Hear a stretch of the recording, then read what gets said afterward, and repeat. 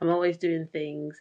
And lockdown really allowed me to just settle down and think. I was just focusing on my son. My husband at the time was, and he was my boyfriend then. But like we just our own little circle, and I was just able to really just think, okay, who am I?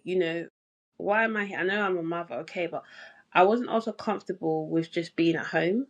I now knew that that I like that. wasn't, yeah, like I knew that stay at home mum, because sometimes, Yeah. before you are in a situation, you kind of think, oh, yeah, yeah, I want to be this, I want to be that. But when you're now put in that position, is that really what you want? Can you do it? So I Mm, knew that, okay, maybe stay at home mum, as much as it's great, is not, I don't feel as, I wouldn't say as fulfilled, but I just know I can do more. Feel, okay. yeah, I can do more. So in the sense that like I'm more of like a working mum, Yeah. Yeah.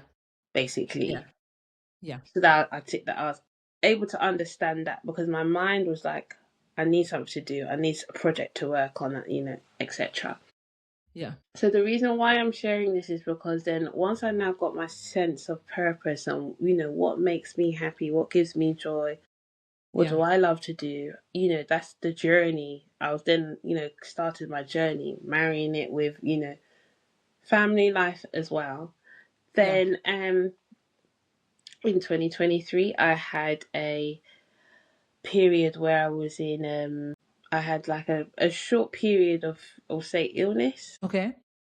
And then that's when it really stretched me even more, because I was able to see how you can just have a moment where everything is fine and the next minute it's not. Just go. Interesting you say that. I just don't want to cut you. It's interesting you mentioned that because there's always a turning point that open up gifting, right?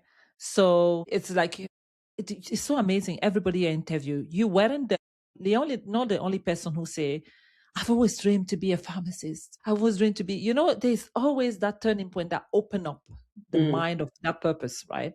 That sense of purpose because it's there, right?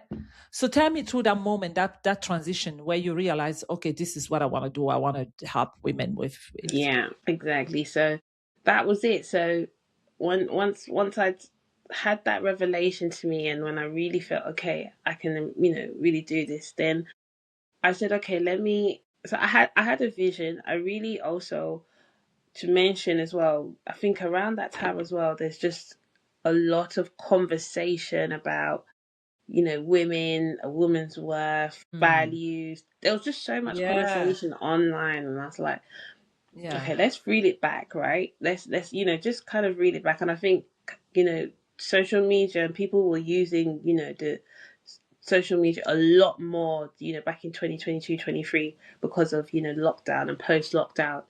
So I was yeah, like, okay, I love, let me again do something that will kind of do what I love to do. And I love people. I love bringing people together. I love serving. I just love sharing and everything. So I said, okay, let me, have this event. And okay. also, um, Woman of Impact was birthed through that, because it was able for me to kind of, it's like, okay, we don't want to live life mediocre. Okay. We don't want to live life on just, you wake up in the morning, you go to bed. No, we need more than that. There is more than that. And it's Mm. for people to get that activation, that push, that drive, and slowly